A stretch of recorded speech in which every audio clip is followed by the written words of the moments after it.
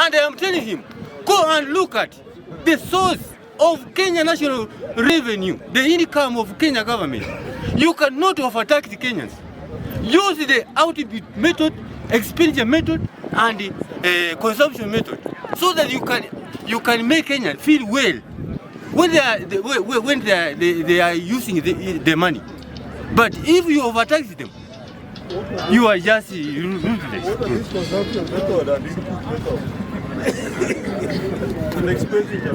Expenditure is what you use. You go to the shop and you buy a sugar, you buy flour, you use the vehicle, you are paying rent. Those are the expenditures. Those are the expenditures. And there are two in the categories: leakages and investment.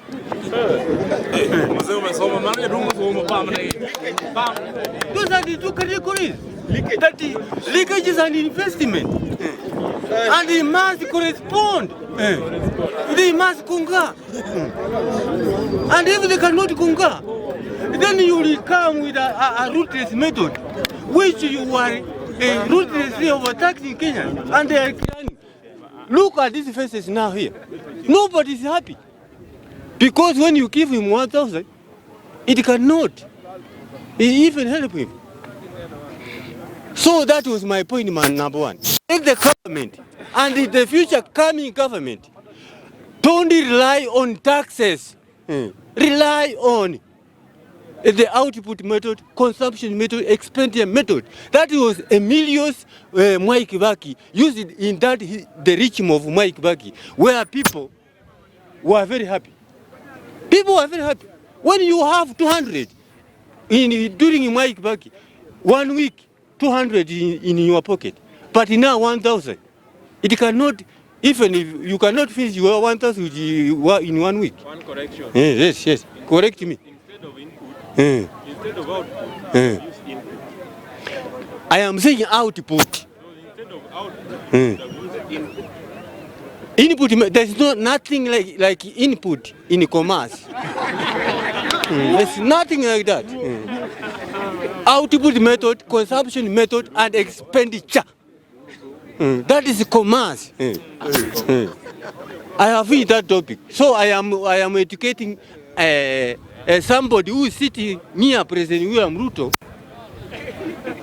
as an advisor in the Chamber of Commerce of Kenya. You does not have any knowledge in your head. You are taxing Kenyans without knowing that there is another method you can use to source Kenya national income. I go to that point number namalizia. Niongee Kiswahili sasa kwa hiyo point nyingine ama niendelee na Kiingereza? I go to that namalizia. Tukikuja niruke sasa kwa hiyo point ya the third point of not between the devolved government, the governor and the MP. Our constitution, the latter constitution, the preamble constitution, the cradle, the old constitution that we did before this constitution was endorsed by Emilio Mwai Kibaki and Raila Amolo Odinga. It was an Indian type, but this time we assimilated American type plus the Indian type. So this constitution is so book-hold. It has got so many holes. So we need to have an amendment so that our MPs should be given removed some authority. The authority of the MPs is too more. In that, when it comes to the enactment of the laws in the parliament, they cannot enhance public participation. They just go ahead doing their own things. Like this, the financial bill of 2023. People didn't welcome it very well, but they went ahead and many of them were bought, so that they endorsed the 2023 government bill, and the 2024 government bill is coming, and so many of them are going to be bought. So I am suggesting that the MPs, if they cannot rectify on that, they should be removed, so that we can remain with the Senate and the governors only, so that we cannot pay them our money, but they are not helping us. We are paying the money. An MP normally earns 710,000 per month, but they are not helping the people.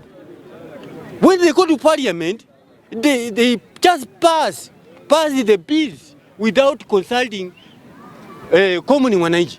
And common Mwananchi is suffering because Kenyan parliament is a toothless dog.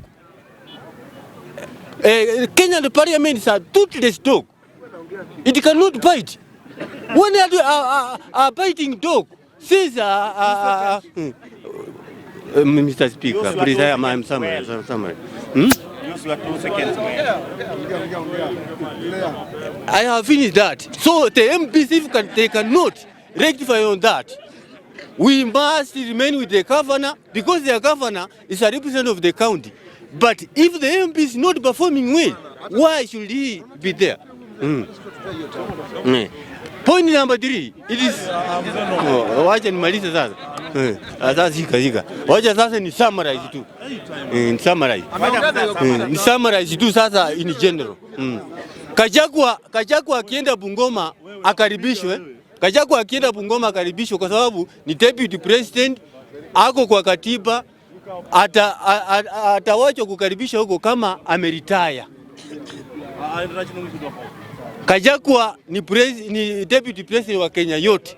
Hakuna mtu kusema ya kwamba Kachagwa hawezi karibisha wa Bungoma. Yeye ana represent watu wote, na achihisi na kuwe na nguvu kama mtu mwenye anaongoza wa Kenya wote. Kachagwa should feel well when going to Bungoma.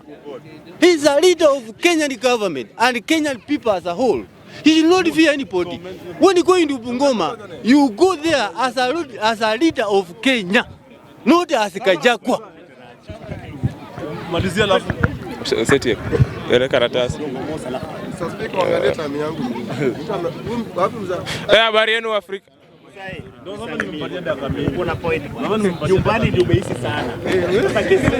Kusoma nayo umesoma Kizungu hicho. Ndio naambiaga wazazi wasome kitabu. Yaani umesoma na ukakaa nyumbani sana. Mimi nasoma. Mimi nasoma ndio.